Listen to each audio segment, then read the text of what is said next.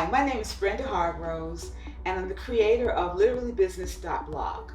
My articles promote the concept of treating your personal and career experiences like a business.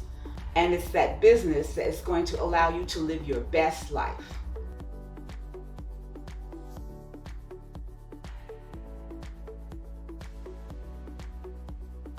One of the things that I find is that people often can't decide whether they want to do a business or a nonprofit. They're contemplating which side of the fence to go on.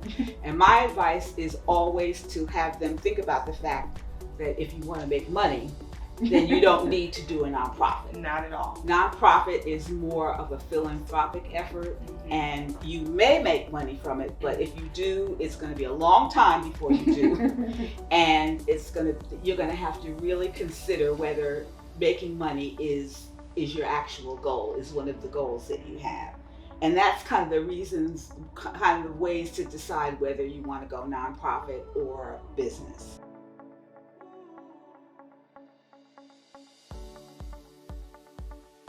I think you also have to think about why.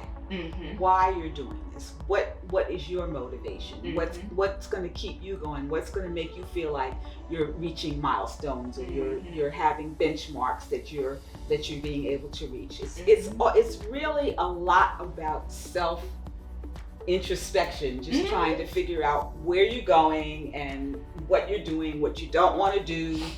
It really is a lot. There's a lot to trying to figure out, what direction you want to go in the business. It's not just, I have an idea, this is what I'm going to do, and it's going to work.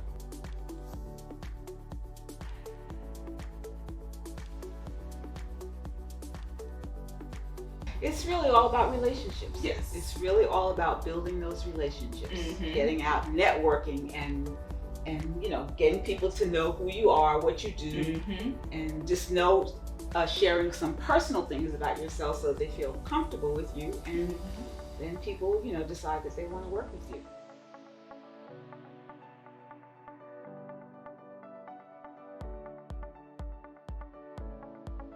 You have to understand that they're your boss. You are not the boss when you are working with a nonprofit. And that was an interesting thing for me to try to understand, because I thought, I know I'm going to do this and I'm going to do it this way, and then I would get all this flack, and it was like, oh God, but you have to learn how to compromise. You've got to figure out how to compromise, and there's more compromising when you're managing a nonprofit than there is when you're doing your own business. You do compromise. There are times when you have your own business that you have to compromise, but they're not nearly as much as they are if you're running a nonprofit.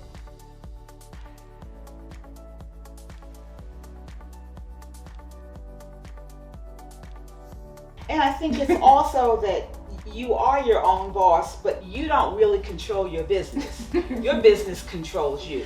Yes. So it's like you have to realize that you're going to be working very hard most of the time on your business, and it's not always going to be about when I can have leisure time, or when I can do whatever I want to, or I'm not going to work after 6 o'clock or whatever. You don't get to make those decisions. Right. You have to work as the flow goes along, as the work comes along, and you have to understand that there are going to be times when you're going to be eating and sleeping your business. Yes. And there's nothing else that's going to take priority. There's no one else that's going to take priority. And you're also going to find that there are times when you are dependent upon other people and they don't show up. And I can remember that when I had one of the businesses I had, I was going to start a studio, like a gallery, and a couple of my friends told me they were going to come by and help me paint. And none of them showed up. And I ended up that night doing it all myself. Wow. But I got it done because I was determined. And that's the thing, you have to realize that you cannot always depend on other people. Many times the person that you're going to be depending upon is you. Yes.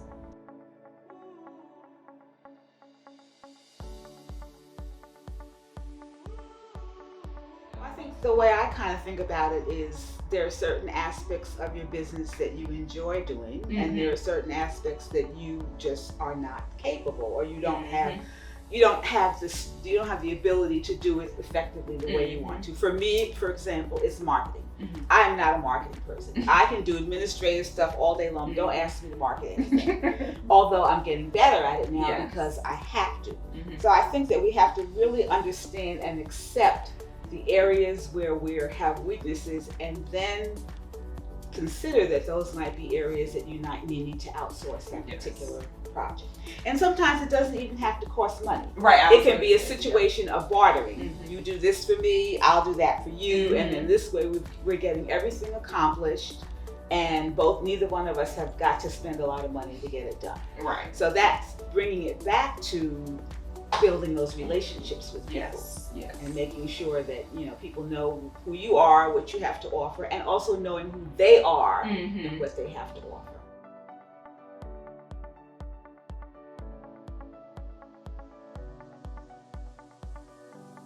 You have helped me to do so many things, but you also said, okay, at this point, you need to find someone else to do it. You need to either do it yourself or find someone else to do it. So I really appreciate that advice, because it made me think about, okay, what is the best thing for me to do, the best way for me to accomplish what I'm trying to accomplish. Right. Okay, well, thanks a lot, LaDessa, because I would like to encourage people to follow my blog, because I really think that I offer good tips on ways to make your life better.